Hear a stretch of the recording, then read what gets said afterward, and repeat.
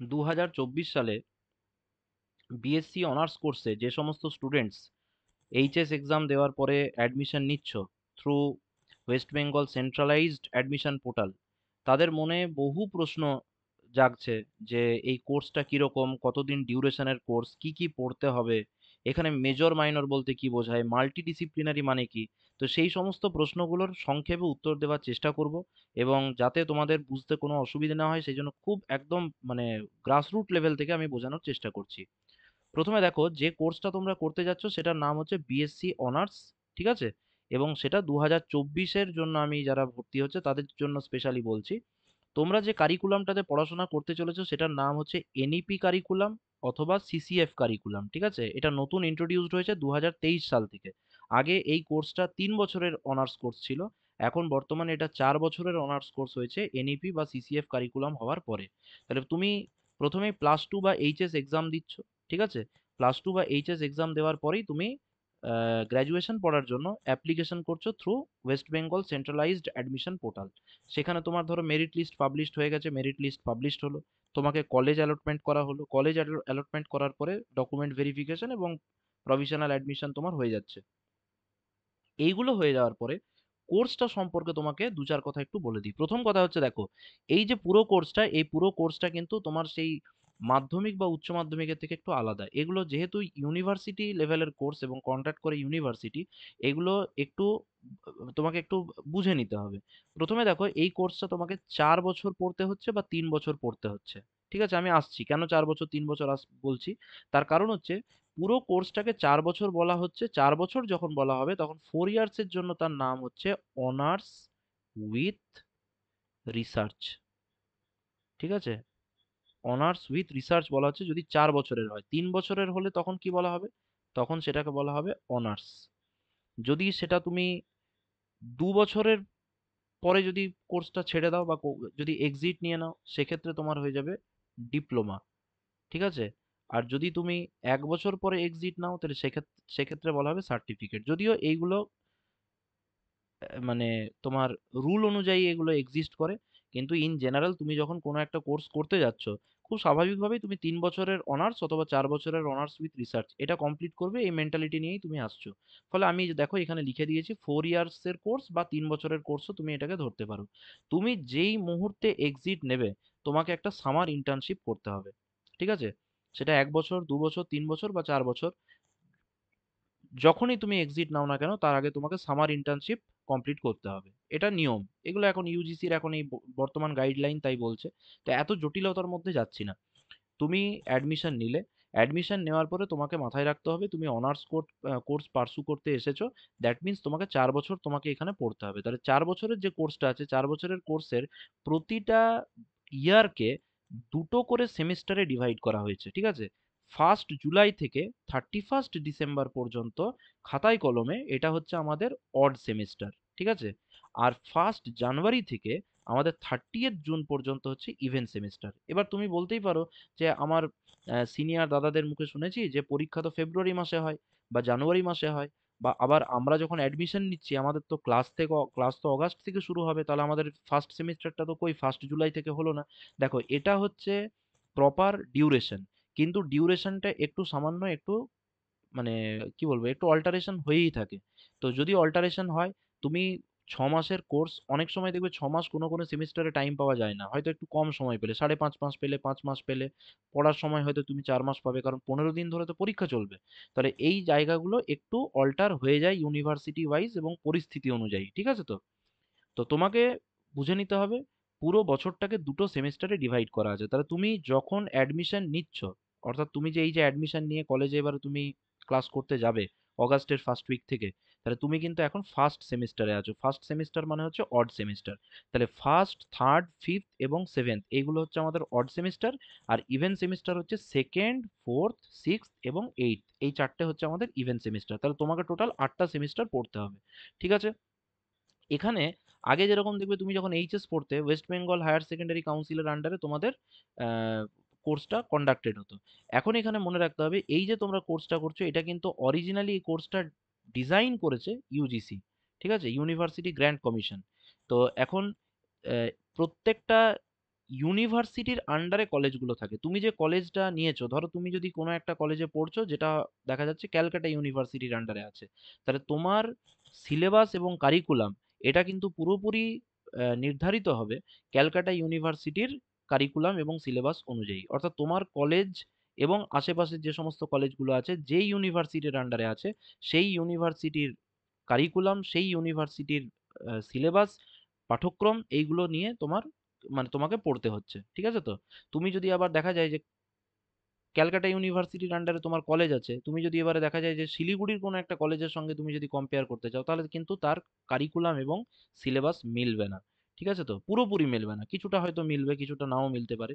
তো এখন ঘটনাটা হচ্ছে তোমাকে বুঝতে হবে যে পুরো কোর্সটা তোমার কলেজে পড়াশোনা হলেও তোমার কিন্তু কোর্সের এবং পরীক্ষার সমস্ত রকমের দায়িত্ব আছে ইউনিভার্সিটির উপরে। এইগুলোর মানে তোমার ডিসাইড করবে ইউনিভার্সিটি।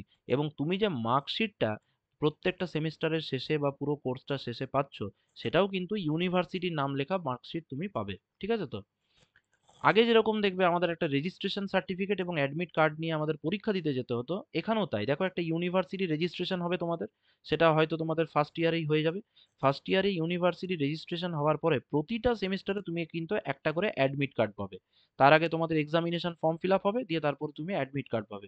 এবং অ্যাডমিট কার্ডে তোমার প্রত্যেকটা এন্ড সেমিস্টারের অ্যাডমিট কার্ডে তোমার রোল এবং নাম্বার মেনশন থাকবে। এই রোল এবং নাম্বার এবং রেজিস্ট্রেশন নাম্বার, এই তিনটেই তোমাকে এক্সামের কপিতে লিখতে হবে। ঠিক আছে?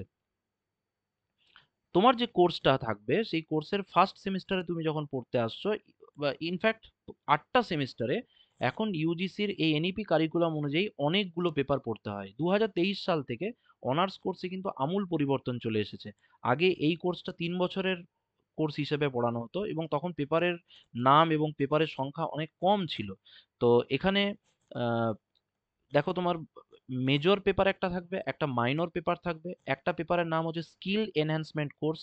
সেটা কি দেওয়া হবে, প্রতিটা সেমিস্টারে থাকবে কি থাকবে না, সেগুলো সব কিছু তোমাকে ইউনিভার্সিটির কারিকুলাম তোমাকে ফলো করতে হবে। তুমি যে কলেজে ভর্তি হয়েছো, সেই কলেজ যে ইউনিভার্সিটির আন্ডারে আছে, তার সেমিস্টার ওয়াইজ সিলেবাস তুমি ডাউনলোড করে নেবে অনলাইন থেকে, কারেন্ট আপডেটেড সিলেবাসটা, এবং সেই সিলেবাস অনুযায়ী তোমাকে পড়াশোনা করতে হবে।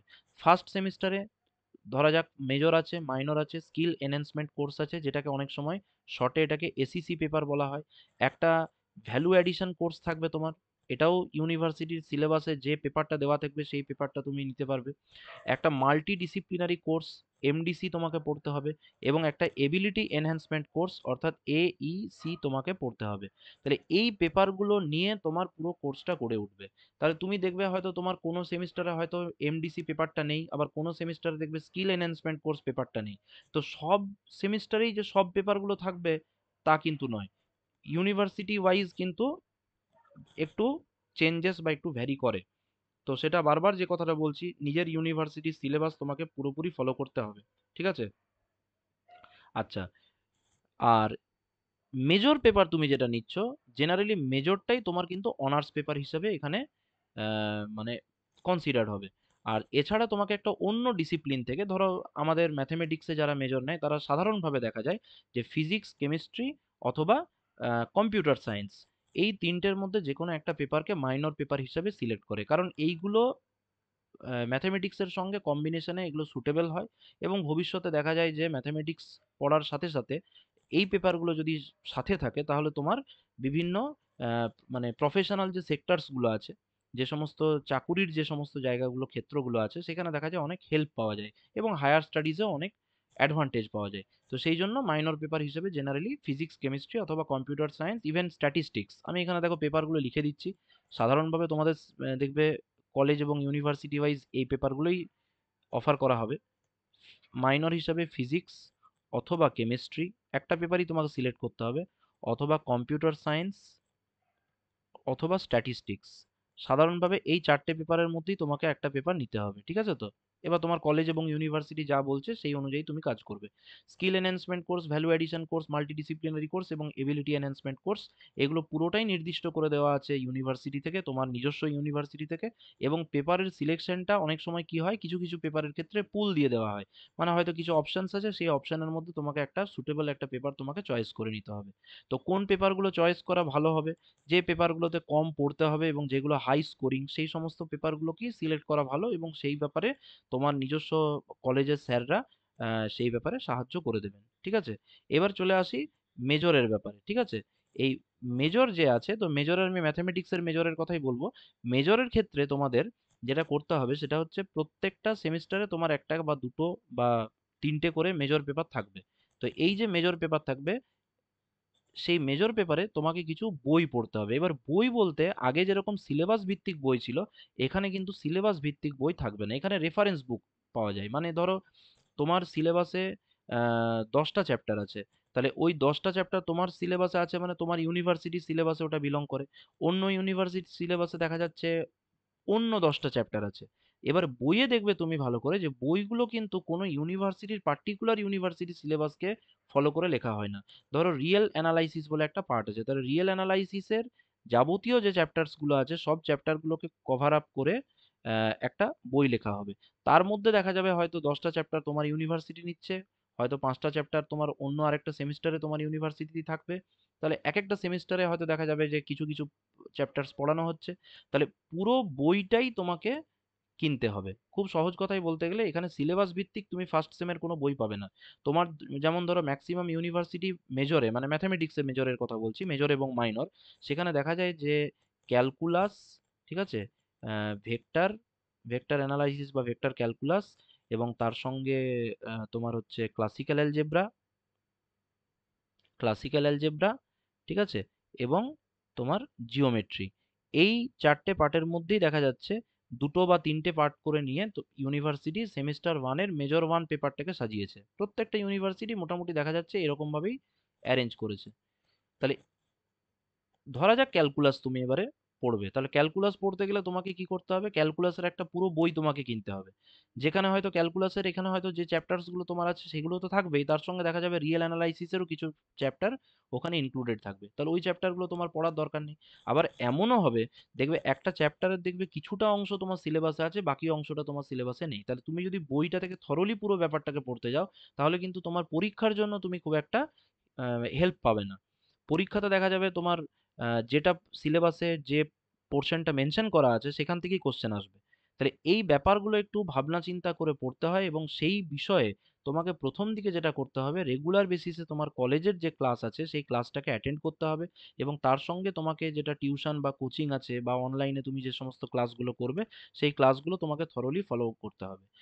এখানে যেটা হয় ম্যাথমেটিক্সের ক্ষেত্রে, ম্যাথমেটিক্সের দেখা যায় যে ফিক্সড কোনো অঙ্ক, মানে এখানে মানে নির্ণয় করা খুব মুশকিল যে এখানে তুমি এই 60টা অঙ্ক করে গেলে তাহলে এই 60টা অঙ্ক থেকেই পরীক্ষায় আসবে, এরকম তো সম্ভব নয় ম্যাথমেটিক্সে। এখানে দেখা যায় যে তুমি হয়তো দেখা যাবে যে যে 60টা অঙ্ক করলে অন্য বইয়ে দেখবে আরো হয়তো এক্সট্রা 20টা অঙ্ক আছে, তাহলে তোমাকে হয়তো দেখা যাবে যে একের বেশি বই ফলো করতে হচ্ছে। তাহলে এখানে যদি তুমি বলো যে একটু আমি সাজেস্টিভ ওয়েতে পড়বো, তাহলে সেখানে একটা সুযোগ আছে, সেটা হচ্ছে তোমার ইউনিভার্সিটির বিগত 5 বছর থেকে 10 বছরের যদি সেই পার্টিকুলার পেপারের প্রিভিয়াস ইয়ার কোয়েশ্চেন পেপার তুমি যদি কালেক্ট করতে পারো এবং সেইগুলোকে যদি তুমি থরলি সলভ করো, তাহলে দেখা যাবে যে সেইগুলোরই কিছু কিছু কোয়েশ্চেন পরীক্ষাগুলোতে রিপিট হতে থাকে। তো ফলে পিওয়াই কিউজ করলে তোমার প্রশ্ন সম্পর্কে একটা ধারণা জন্মাবে, এবং তুমি মানে খুব ভালোভাবে তুমি প্রস্তুতিটা ওখানে নিতে পারবে। ঠিক আছে তো?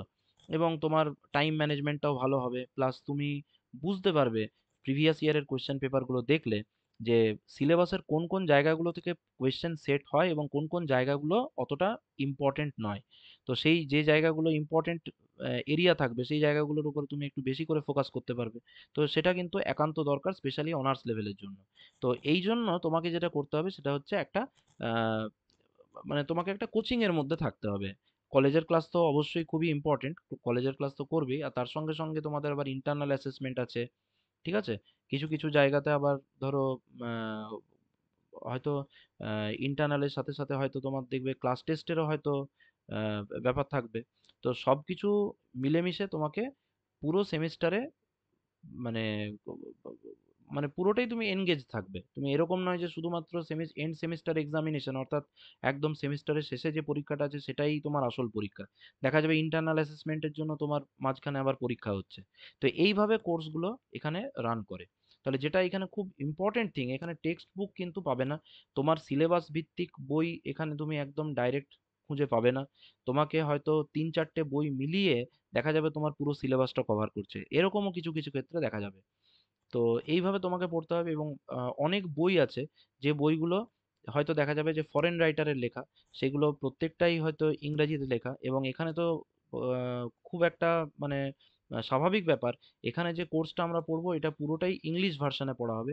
যারা বাংলা মাধ্যম থেকে পড়ে এসেছো বা যাদের হিন্দি ব্যাকগ্রাউন্ড থেকে পড়েছো, তারা কিন্তু আর হিন্দি বা বেঙ্গলিতে ফার্দার স্টাডিজ আর চালিয়ে যেতে আহ, পারবে না। এই কারণে, কারণ এখানে যে বইগুলো আছে বইগুলোর কিন্তু মানে 99% বই ইংলিশে লেখা। ফলে তোমাকে আহ, পরীক্ষায় আনসার লিখতে গেলে এবং ব্যাপারগুলো সম্পর্কে যদি কনসেপ্ট ক্লিয়ার করতে হয় তাহলে তোমাকে ইংলিশ ভার্সানেই পুরো ব্যাপারটা পড়তে হবে।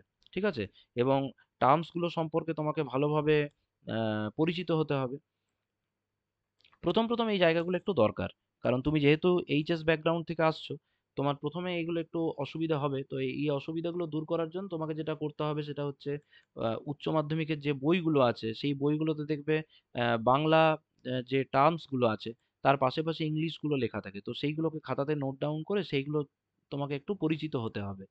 না হলে তুমি যখন বই পড়বে, এখানে বই পড়লে অনেক টার্ম বা অনেক সেন্টেন্সের তুমি দেখবে মিনিং গুলো এখানে বুঝতে পারবে না। তো সেগুলো আস্তে আস্তে পড়তে পড়তে হয়ে যাবে। একটা অ্যাডজাস্টমেন্টের জন্য তোমাকে তো মিনিমাম ৩-৪ মাস দিতে হবে। তো সেই ফেজটাতে তোমাকে রেগুলার বেসিসে কলেজে ক্লাস করতে হবে এবং তার সঙ্গে সঙ্গে তোমাকে কোচিং এর মধ্যেও থাকতে হবে। তো আশা করি বিষয়টা সম্পর্কে কিছুটা তোমাদেরকে আমি তথ্য দিতে পেরেছি। যদি এর পরেও তোমাদের কোনো রকমের কোয়েরিজ থাকে তোমরা অবশ্যই ডেসক্রিপশন বক্সে এবং তোমাদের যে মানে কমেন্ট বক্স আছে সেখানে তোমরা জানাবে। আমি চেষ্টা করব সেই বিষয়ে উত্তর দেওয়ার। এবং আমাদের একটা অনলাইন ক্লাসের একটা আমরা অ্যারেঞ্জ করেছি। অনলাইন ক্লাস সেমিস্টার 1 সব ইউনিভার্সিটির কোর কারিকুলামের জন্য আমাদের শুরু হচ্ছে অগাস্টের ফার্স্ট উইক থেকে। ঠিক আছে? অগাস্ট ফার্স্ট উইক থেকে আমরা শুরু করছি এবং খুব নমিনাল কোর্স ফিতে আমরা ব্যাচটা স্টার্ট করছি। টিউসডে এবং সানডে এই দুদিন আমাদের 8 PM থেকে 9:30 PM অবধি আমাদের ক্লাস চলবে। ঠিক আছে? এবং পুরো ক্লাসটাই হবে গুগল মিটে, অনলাইনে। গুগল মিটে এটা আমাদের অনলাইন মোডে হচ্ছে, লাইভ ক্লাস হবে। ঠিক আছে? আর তার সঙ্গে হোয়াটসঅ্যাপ গ্রুপে তোমাদেরকে নোটসগুলো প্রোভাইড করা হবে। এবং তুমি যেই ইউনিভার্সিটিতেই পড়ো না কেন, তোমার সিলেবাস মোটামুটি কভার হয়ে যাবে। তো এই বিষয়ে আমি ডিটেলসে একটা ভিডিও আমি দিয়েছি এবং আগামী দিনে আমি চেষ্টা করব যে প্রত্যেকটা ইউনিভার্সিটি ওয়াইজ কোন কোন চ্যাপ্টারগুলো আমরা পড়াবো এবং কোন কোন ডেটের মধ্যে সেগুলো আমরা শেষ করব, সেই বিষয়ে আমি একটা শিডিউল তোমাদেরকে দিয়ে দেবো যাতে তোমাদের সুবিধা হয়। আর যদি তোমরা কোর্সটা করতে ইচ্ছুক হও, যদি অ্যাডমিশন নিতে তোমরা চাও, তাহলে তোমরা ডেসক্রিপশন বক্সে দেওয়া যে নাম্বার আছে সেখানে যোগাযোগ করতে পারো। আর অবশ্যই তোমাদের যদি কোর্স রিলেটেড এই মেজর মাইনর সম্পর্কিত যদি তোমাদের কোনো রকমের ডাউটস থাকে, তোমরা অবশ্যই তোমাদের কমেন্ট বক্সে জানাও, আমি উত্তর দেওয়ার চেষ্টা করব।